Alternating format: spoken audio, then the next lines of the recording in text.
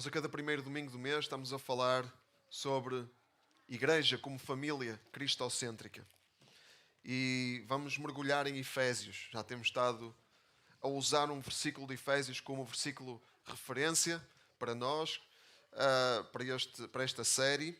E eu gostava que começássemos por ler esse versículo, o versículo que está em Efésios capítulo 2, versículo 19. 2:19. Se alguém puder ler aqui, alguém pode ler aqui, alguém que tenha uma voz forte e audível. Efésios 2:19, por favor. Portanto, já não são estrangeiros nem hóspedes, fazem parte do povo santo de Deus e são membros da sua família. Obrigado. A nossa tese, a nossa mensagem aqui, que é aquilo que nós entendemos, que a Bíblia nos ensina, é isso, que nós somos família de Deus. Somos família de Deus, não somos estrangeiros, já não somos estrangeiros nem hóspedes, fazemos todos parte desta família, aqueles que creem em Jesus, que recebem Jesus como seu Senhor e Salvador, que escolhem a mesa, como ouvíamos, a mesa de Cristo, e que não andam a saltitar de mesa em mesa, mas escolhem a mesa de Cristo e permanecem nessa mesa. São família de Deus. E essa é a nossa tese aqui nesta série de mensagens, é que a igreja, na sua essência, é uma família.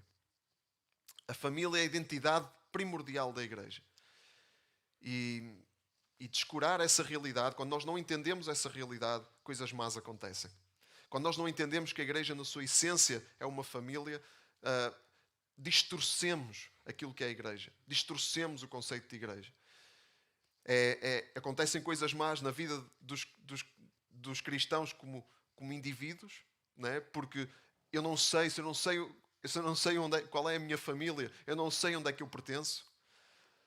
Acontecem coisas más nas igrejas locais, porque se eu não sei que a igreja é família, eu não sei quem sou como igreja, eu não sei o que é suposto eu ser como igreja. E também é trágico para o mundo, que precisa que a igreja se manifeste de acordo com aquilo que a palavra de Deus ensina que a igreja é. O mundo precisa de ver a manifestação da igreja, mas é a igreja de acordo com a palavra de Deus, com aquilo que é suposto ser. Igrejas que não são família são igrejas onde esta identidade primordial, esta essência não é entendida, são igrejas deficientes em amor. No amor. Obviamente, nós todos temos uma medida de deficiência em amor, ninguém é perfeito. Mas quando nós não entendemos qual é o nosso alvo, para onde é que nós temos de caminhar, aí andamos perdidos.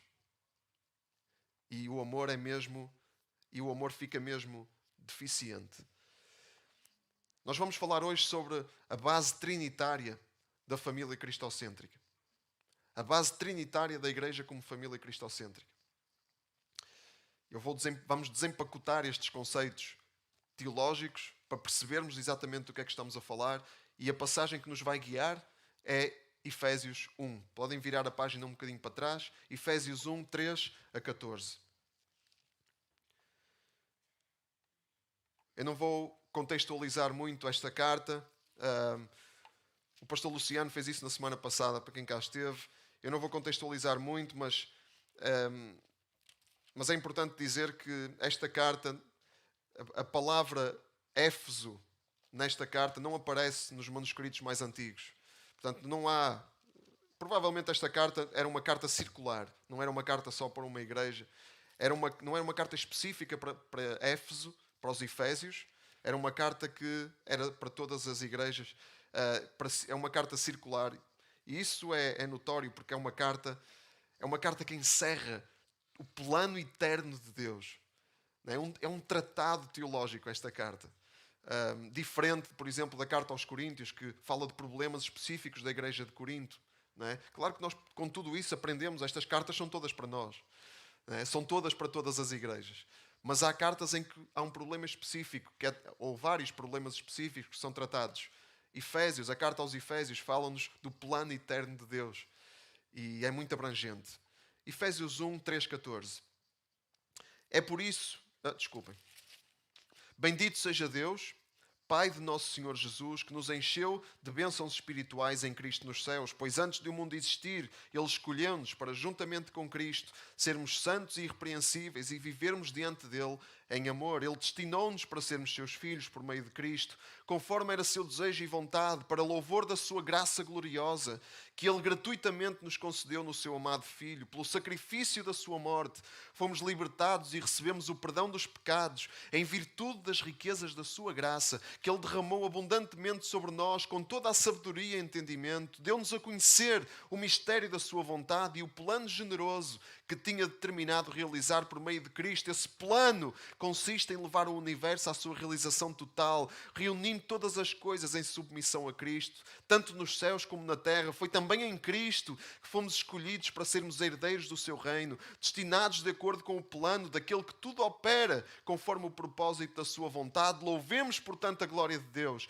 Nós que previamente já pusemos a nossa esperança em Cristo, foi em união com Cristo que também receberam a palavra da verdade, a boa nova da salvação. Foi também em união com Cristo que creram e foram selados com o Espírito Santo da promessa. O Espírito Santo é a garantia da herança que nos está prometida e que consiste na completa libertação dos que pertencem a Deus para louvor da sua glória. Sabem porque é que eu li esta passagem assim? Porque esta passagem, no original, em grego, é uma frase só. Toda esta passagem é uma frase só. Paulo escreveu esta passagem sem pontos finais. De um só fôlego, de uma só assentada, Paulo escreveu esta passagem. Paulo vomitou esta passagem que nos resume o plano eterno de Deus e aquilo que esse plano eterno significa para nós. Segundo Eugene Peterson, esta passagem, Eugene Peterson diz que esta passagem, ele chama esta passagem uma maravilhosa e abundante catarata de poesia. E é isso que isto é. Esta passagem é uma maravilhosa e abundante catarata de poesia. Nesta passagem, Paulo começa por bem dizer Deus, Pai de nosso Senhor Jesus, que nos encheu de bênçãos espirituais. No grego, esta palavra encheu é passé, que significa totalidade. Significa todas. Todas as bênçãos espirituais. Deus deu-nos todas as bênçãos espirituais em Cristo nos céus. Como Paulo diz noutra parte, em 1 Coríntios 3:23, tudo é nosso. Tudo é nosso. E nós de Cristo. E Cristo de Deus. Diz Paulo. Todas as bênçãos espirituais são nossas. E nós, igreja, fomos escolhidos antes da fundação do mundo. Diz aqui, antes da fundação do mundo, o Pai escolheu-nos em Cristo para sermos santos e irrepreensíveis e vivermos diante dele em amor, desfrutando de tudo o que ele é, de todas as bênçãos espirituais que são nossas. Nossas. Qual é a forma que essas bênçãos tomam? Onde é que estão essas bênçãos? Estão todas em Cristo. Todas em Cristo. Estão todas concentradas numa pessoa. Fora de Cristo não há bênção nenhuma. Em Cristo há todas as bênçãos espirituais.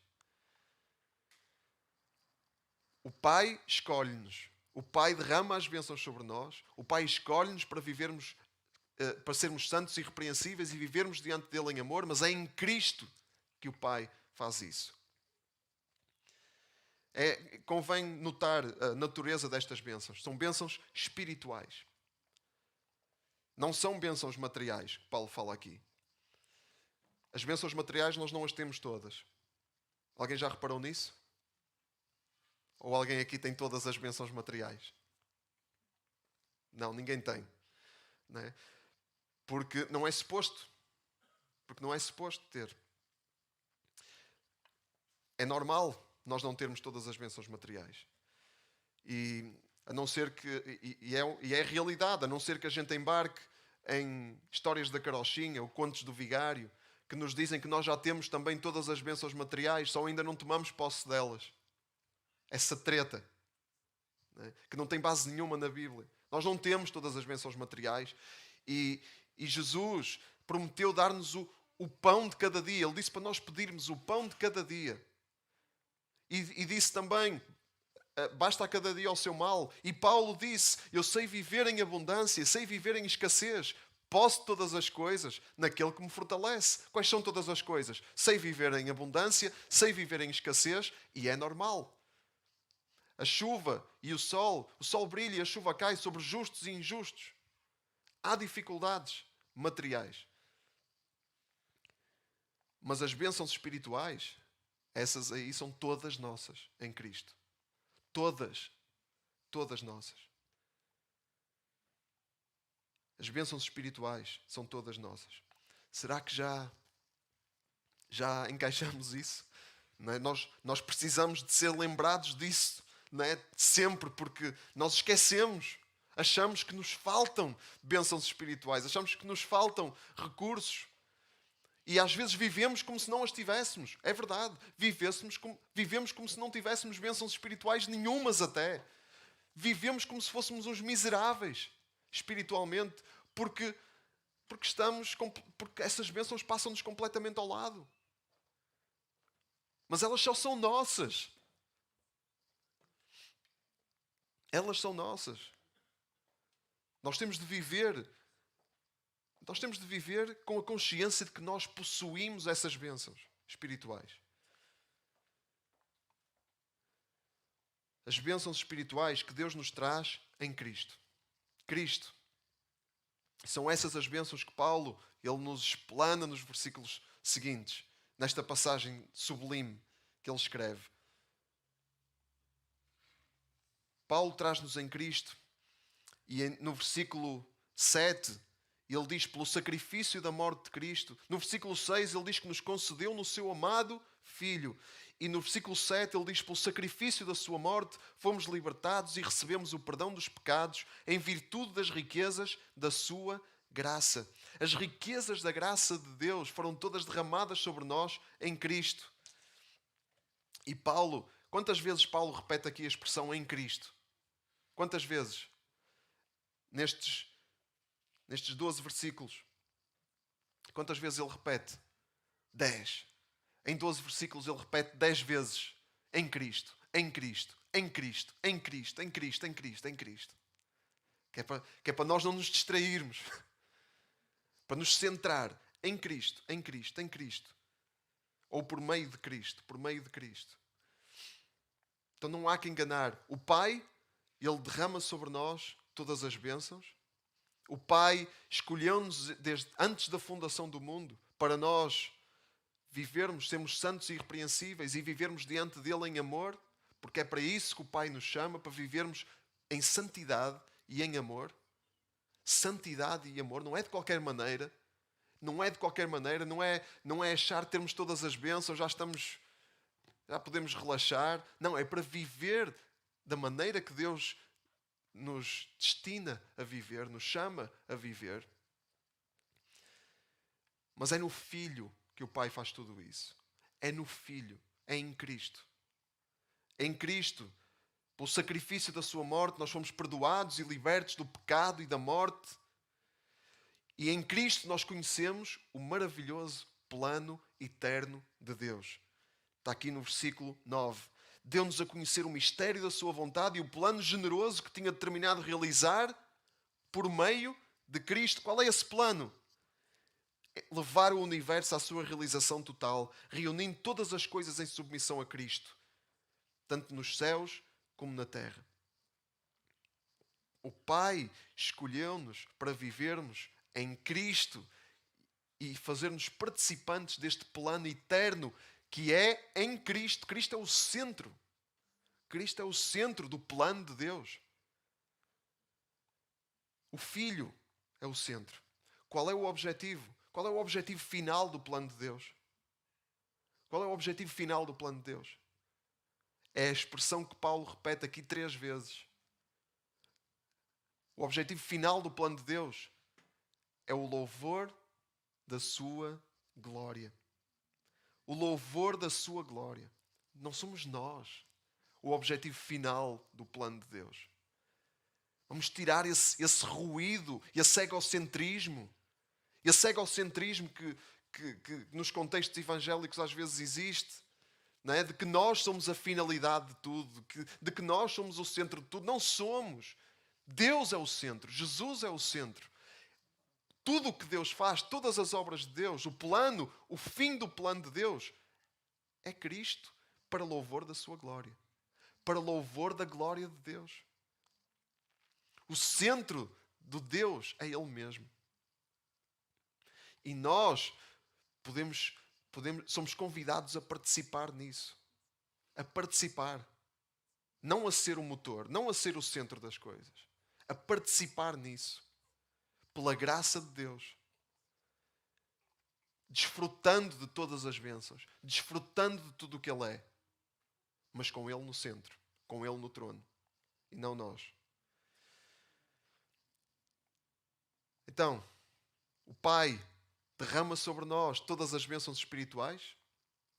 Ele escolhe-nos antes da fundação do mundo para sermos santos e irrepreensíveis e vivermos diante dele em amor. É em Cristo que Ele faz isso, porque pelo sacrifício de Cristo nós fomos libertos e é em Cristo que nós recebemos todas as bênçãos e é em Cristo que o plano eterno de Deus se cumpre. É no Filho. E o que é que falta aqui? O que é que falta? Falta o selo de garantia de que a libertação é real e completa, de que Deus está connosco até ao fim dos tempos, de que Deus, Ele está presente. Qual é o selo de garantia? O Espírito Santo de Deus. No versículo 13, em união com Cristo receberam a palavra da verdade, a boa nova da salvação. Foi também em união com Cristo que creram e foram selados com o Espírito Santo da promessa. O Espírito Santo é a garantia da herança que nos está prometida e que consiste na completa libertação dos que pertencem a Deus, para louvor da sua glória. O Espírito Santo é a garantia da herança que nos está prometida. Deus enviou o seu Espírito. Deus enviou o seu Espírito para nos guiar, para nos selar, para nos dizer pertencemos a Ele, para nos corrigir, para nos instruir na verdade. O Espírito Santo de Deus, para estar connosco sempre. Jesus subiu aos céus, mas enviou o Espírito Santo para o Espírito Santo estar connosco sempre, todos os dias da nossa vida e nos dar poder para nós testemunharmos de quem Deus é. Nós somos testemunhas da glória de Deus, somos testemunhas do plano de Deus. Pelo Espírito Santo que nos guia. A palavra Jesus chama ao Espírito Santo, as traduções diferem. Algumas dizem defensor, outras consolador, outras ajudador. A palavra grega aqui é parakletos. Parakletos significa todas essas palavras numa só. O grego, em certas palavras, é muito mais rico do que as traduções podem transmitir. Não é? Defensor, ajudador, consolador, advogado, intercessor. O Espírito Santo é tudo isso. Então nós temos já aqui a nossa base trinitária. Trinitária vem de trindade. O Pai que derrama as bênçãos, que nos chama, que nos escolhe antes da fundação do mundo para sermos santos e irrepreensíveis. Em Cristo, no Filho, que é o cumprimento do plano de Deus. O centro. E o Espírito Santo, que nos vem garantir a completa libertação e que vem ser o nosso selo da herança de que nós pertencemos a Deus e de que temos tudo aquilo que Deus diz que nós temos e que somos tudo aquilo que Deus diz que nós somos. Temos aqui a base trinitária. E este é um modelo de família que nós precisamos. Este é um modelo de família para onde nós temos sempre de olhar. Como família, igreja local e como famílias. E este é o modelo de família. A tragédia é nós acharmos que a Trindade é só assim um conceito teológico que nós não entendemos muito bem. Uma curiosidade. É uma curiosidade. Achamos que a Trindade é só isso. Quando a Trindade não está presente na nossa pregação, quando a Trindade não está presente na nossa visão, na nossa reflexão, nós não sabemos o que é ser família, porque a Trindade é um modelo de família, por excelência. Queremos saber como é que uma família deve funcionar? Queremos saber como é que uma família deve ser, segundo a palavra de Deus? Vamos olhar para a Trindade. A Trindade diz-nos, a Trindade inspira-nos, a Trindade capacita-nos. É a Trindade que nos fundamenta, que nos alicerça. Essa é a nossa base trinitária, é a base que nós precisamos para ser igreja. Para ser aquilo que a igreja é suposto ser, uma família trinitária.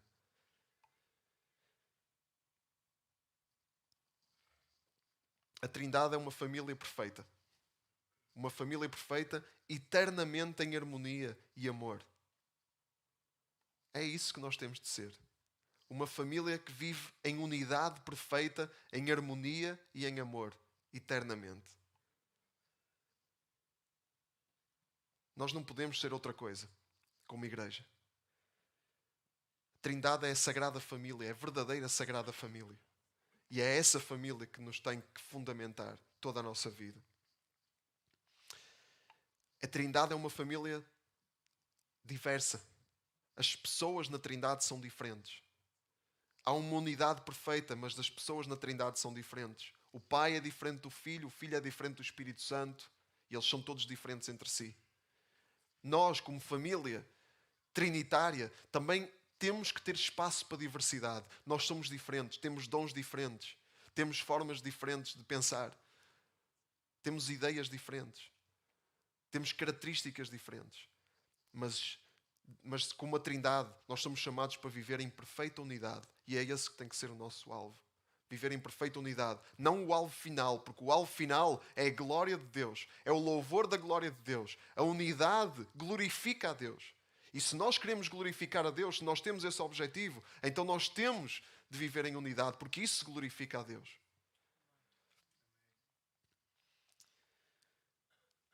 E uma família trinitária é uma família cristocêntrica, porque o centro da Trindade é Cristo. Cristo, o Pai fez tudo, todas as obras que o Pai fez, foi em Cristo.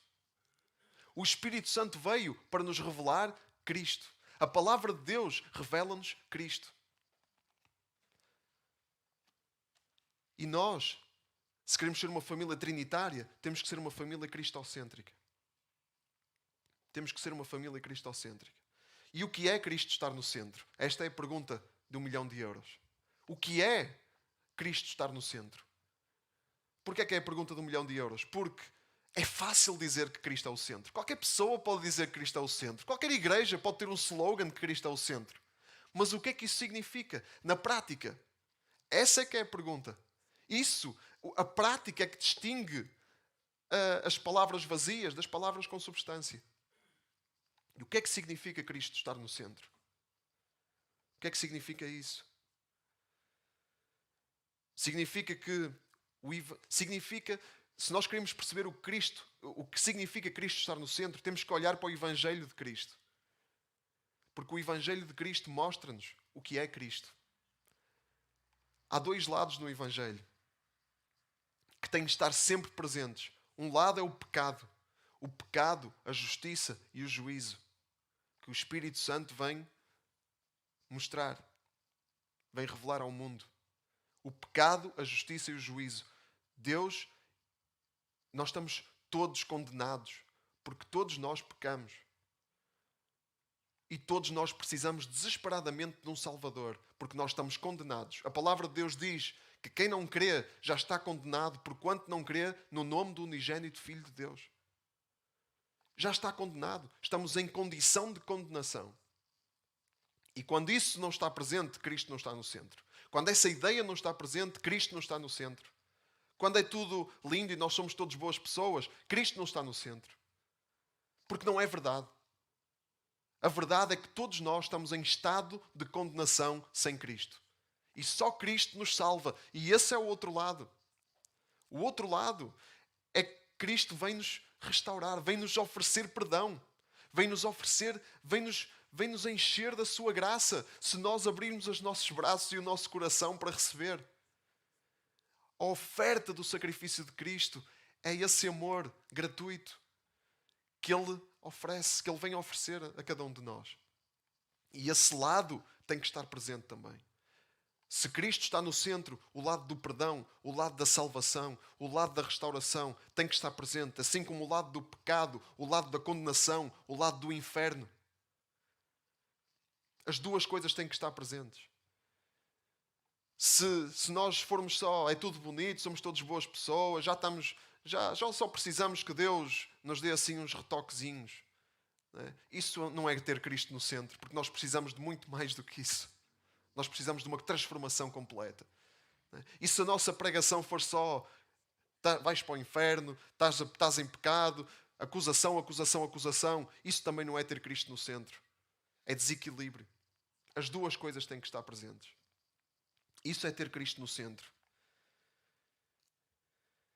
E nós vamos perceber como é que na prática nós precisamos de viver isto. Como é que nós podemos viver isto? Ser uma família trinitária, ter como referência, como base e fundamento a Trindade, como modelo a Trindade, e uma família cristocêntrica, onde Cristo está no centro, onde o seu amor sacrificial está no centro. Onde a verdade da nossa condição, a verdade da nossa condição desesperada, da nossa miséria está presente, e a graça do perdão e da salvação e da compaixão também está presente. Temos que perceber como é que vivemos isso na prática. E no próximo mês vamos ver como é que não se vive isso na prática, porque às vezes é um exercício bom para nós percebermos como é que não se faz, para percebermos melhor como é que se faz.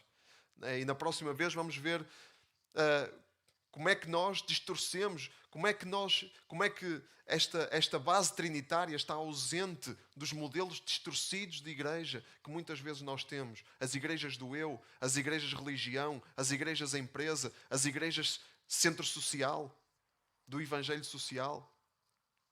Vamos perceber como é que não se faz. Mas para já vamos deixar aqui algumas linhas daquilo que aprendemos hoje, daquilo que falamos hoje. Primeiro, a Trindade é uma totalidade. Todas as bênçãos espirituais estão na Trindade. A Trindade é uma totalidade, é uma família que encerra toda a totalidade de quem Deus é. É uma família a quem não falta nada. E nós, sendo uma família trinitária, nós também temos essa consciência que não nos falta nada. Às vezes é difícil nós lembrarmos disso, certo? Não sou só eu. Não é? Porque achamos que precisamos de mais disto e mais daquilo. E às vezes temos necessidades e precisamos, mas temos que entender que em Deus nós temos toda a segurança. Toda a segurança, toda. Que Deus nunca se esquece de nós, que Ele sempre cuida de nós. Sempre, sempre, sempre. Essas bênçãos estão sempre, independentemente do que nos aconteça. Não estou a falar que a nossa vida é toda cor-de-rosa quando vivemos com uma base trinitária. Não é. Há necessidades, há dificuldades, mas em todas essas coisas nós temos a certeza de que Deus está connosco. Porque nele nós temos todas as bênçãos espirituais. E reciclar isso, renovar esse nosso entendimento é fundamental. Porque senão nós vamos viver descontentes. De onde é que vem o contentamento de um cristão? O contentamento de dizer: a minha vida não é perfeita, eu não estou bem, eu tenho áreas difíceis, tenho coisas que tenho que trabalhar, tenho coisas que estão muito erradas na minha vida. Mas eu tenho Cristo. Eu tenho todas as bênçãos que preciso. É daí que vem o contentamento. E quando nós não temos esse entendimento, nós ficamos descontentes, andamos descontentes, amargurados, a olhar para os outros, achar que os outros é que são, os outros é que têm, e Deus favorece os outros e não me favorece a mim. Porquê, Senhor? Não é? Andamos assim, andamos aí amargurados com Deus e com as pessoas, porque não temos aquilo que achamos que devíamos ter e não entendemos que Deus é soberano. E às vezes que foram as nossas próprias escolhas que nos trouxeram até essa condição de não termos aquilo que poderíamos ter. Também. A Trindade é uma totalidade. Segundo, a Trindade é amor e santidade. Amor e santidade, essas duas coisas andam de mãos dadas. Não podemos separar amor de santidade. Às vezes achamos que a santidade, temos uma ideia de santidade que é uma coisa legalista, hipócrita, farisaica. E que errar é humano, enfim. Né? E é verdade que errar é humano. Mas não nos podemos conformar com isso. Porque a Trindade não é isso. E se nós queremos caminhar numa base trinitária, nós não podemos conformar-nos com o pecado na nossa vida, não podemos tolerar, nem muito menos alimentar o pecado na nossa vida. Não podemos, na nossa vida como família, igreja e como famílias. Não podemos. Não nos podemos conformar, não podemos achar que é normal. Se há pecado na nossa vida, tem que ser abordado. Tem que ser abordado. Não podemos mandar para debaixo do tapete, como muitas vezes fazemos, porque mais cedo ou mais tarde o tapete vai se levantar e toda a porcaria que está lá embaixo vai se espalhar por todo lado e aí vai ser difícil. E aí muitas vezes já é a ruptura. Porque em vez de lidarmos com o pecado, deixámo-lo ali, escondido. Isso não é uma família trinitária. Isso não é uma postura trinitária. Porque na Trindade não há mancha. Então não nos podemos conformar com o pecado. Se há pecado na nossa vida, vamos entender que Deus nos ama. A santidade e o amor andam de mãos dadas. A santidade é a abundância de amor. Onde o amor de Deus está a aperfeiçoar-se, aí a santidade está a aperfeiçoar-se. Terceiro, a Trindade tem um centro. Cristo e o seu amor sacrificial estão no centro. Queremos ser trinitários, temos que ser cristocêntricos. Cristo tem que estar no centro. Porque Cristo é o centro do plano de Deus. O plano eterno de Deus vai se consumar em Cristo, completa-se em Cristo. Em Cristo, em Cristo, em Cristo, em Cristo. Por isso é que nesta passagem que nos relata todo o plano de Deus, o plano eterno de Deus, que nos resume o plano eterno de Deus, a expressão em Cristo é repetida 10 vezes. Para nós entendermos que Cristo tem que ser o centro. E quando Cristo é o centro, o amor é o centro. E a verdade é o centro. O amor e a verdade também têm que andar de mãos dadas. Não pode ser aquele amor que deixa passar tudo. Não pode ser aquele amor que vive bem com tudo, que aceita tudo. Isso não é amor, é uma ideia distorcida de amor. O amor, quem ama, não mente. Não mente e é verdade, nós não podemos estar sempre a dizer todas as verdades. Temos que dizer a verdade com sabedoria. Mas o amor não convive bem com a mentira. E às vezes vemos coisas que não estão bem e não temos amor suficiente em nós para metermos lá as mãos. Para dizermos alguma coisa tem que ser feita. Se eu não tenho condições para fazer, eu tenho que falar com alguém que possa ter essas condições para fazer. Porque eu amo. Eu não posso ver o meu irmão com... Às vezes nós assim, depois das refeições e isso, às vezes... Então, quando comemos coisas verdes, às vezes fica alguma coisa no dente, não é? E a gente anda assim a rir-se para toda a gente, não é? Ali com uma coisa verde no dente. É bonito, não é? E depois chegamos a casa, epá, eu tinha isto no dente e ninguém me diz nada. Não é? É horrível. Não é? E ficamos a pensar, se ninguém me disse nada, deixaram-me andar assim. E é isso que nós fazemos muitas vezes com o pecado na vida dos nossos irmãos, das pessoas à nossa volta. Não é? Andam aí, a gente vê e não dizemos nada porque não nos queremos incomodar. Não dizemos nada, às vezes não nos compete a nós dizer, mas há pessoas a quem compete dizer. E se temos dúvidas de como fazer, podemos pedir ajuda para isso. Se alguém pecar contra nós, diz Jesus, vai arguí-lo entre ti e ele só. E se essa pessoa não te ouvir, leva contigo mais 2 ou 3 testemunhas. E se mesmo assim não te ouvir, leva-o à igreja. É assim. O amor é assim. O amor não é, olha, faz tudo o que tu quiseres, eu estou aqui para te apoiar. Isso não é amor. Isso não é amor. O amor é, olha, eu estou aqui para te apoiar, mas estou aqui também para te falar da verdade, que é a palavra de Deus, que é Cristo. A Trindade tem um centro, que é Cristo. E se nós queremos ser uma família trinitária, nós temos de ter Cristo no centro. E Cristo estar no centro é a verdade e o amor estarem no centro. A Trindade, quarto, tem um plano. Esse plano é colocar todas as coisas em submissão a Cristo. Qual é o nosso plano? Se queremos ser uma família trinitária, qual é o nosso plano? O nosso plano é colocar tudo em submissão a Cristo. É esse o nosso objetivo. É isso que nos move na nossa família, igreja, nas nossas famílias. É isso que nos move, que tudo seja submetido a Cristo. Nós somos convidados por Deus para fazer parte do seu plano para o universo, que é submeter tudo a Cristo. E sabem onde é que começamos? Onde é que temos de começar? Em nossa casa. É em nossa casa que isso tem de começar. É em nós primeiro e é em nossa casa. Submeter tudo a Cristo. Colocar tudo o que não está submisso a Cristo em submissão a Cristo.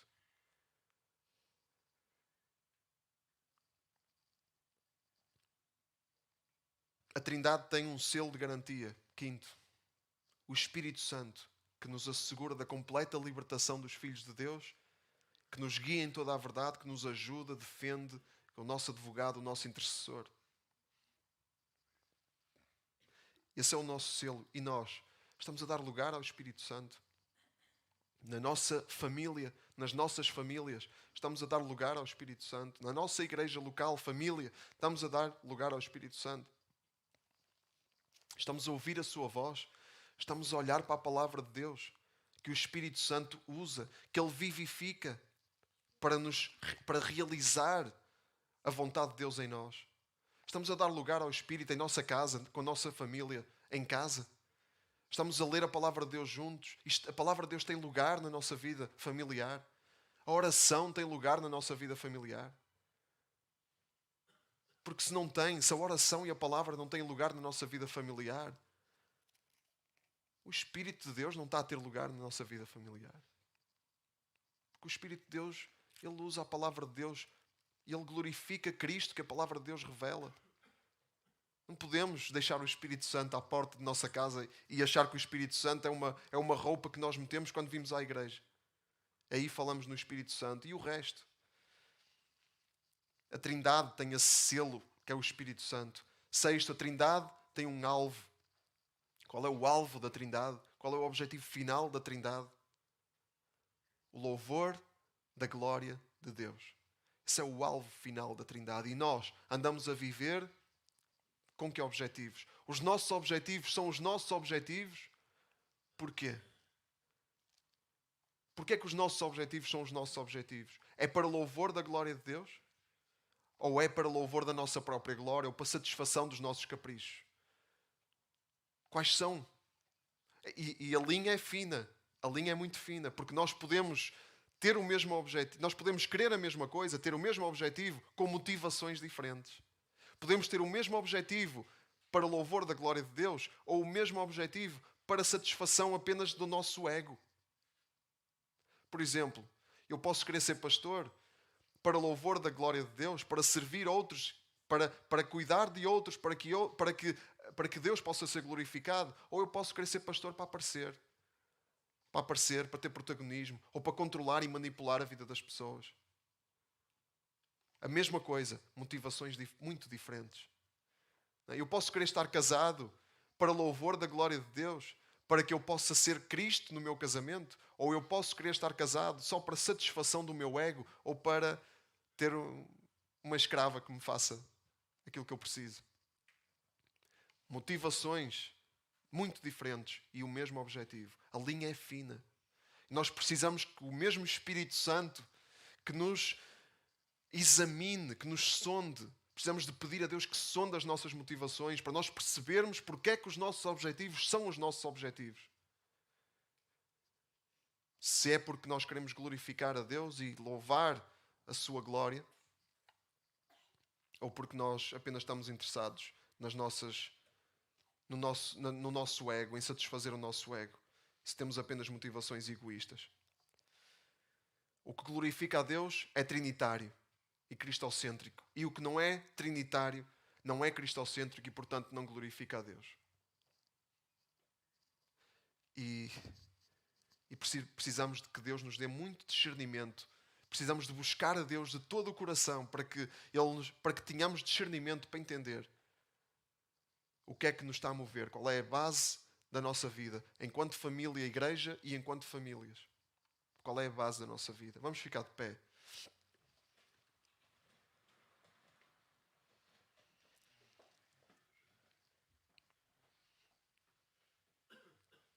E vamos louvar a glória de Deus em oração. Em oração, porque sem oração nós não temos hipótese. Nós precisamos da palavra que nos instrui, vivificada pelo Espírito Santo, e de buscar a Deus. Buscá-lo de todo o coração. Para que tenhamos a sua vontade bem presente e possamos ser corrigidos a cada dia, a cada passo. Sim, Deus, nós te louvamos, Senhor, louvamos a tua glória. Queremos que a nossa vida seja para louvor da tua glória, Senhor. Pai, queremos participar no plano eterno que tu tens em Cristo. Obrigado porque tu já nos abres a porta e já nos tornas possível essa nossa participação. E não há maior bênção, porque aí estão todas as bênçãos espirituais. Obrigado, Deus, porque não temos hipótese sem ti, Senhor. E porque tu nos disponibilizas todos os recursos necessários que estão concentrados na pessoa de Cristo, que o Espírito Santo nos revela. Pai, oramos para que nós como igreja, nós como família igreja e nós como famílias possamos ter essa base bem sólida a cada dia na nossa vida. A base trinitária. Deus, mostra-nos a cada dia. Mostra-nos a Trindade, Senhor. Mostra-nos a beleza e a santidade e o amor da Trindade. A perfeita unidade da Trindade. Para nós podermos viver segundo esse modelo e capacita-nos, Senhor. Dá-nos poder e graça para nós podermos viver com esse modelo. Pôr em prática esse modelo. Pai, que tu nos possas unir como igreja também. Precisamos dessa unidade, como famílias também. E cumprir o teu plano e o teu propósito. Participar no teu plano e no teu propósito para todo o universo. Obrigado, Senhor, em nome de Jesus. Amém.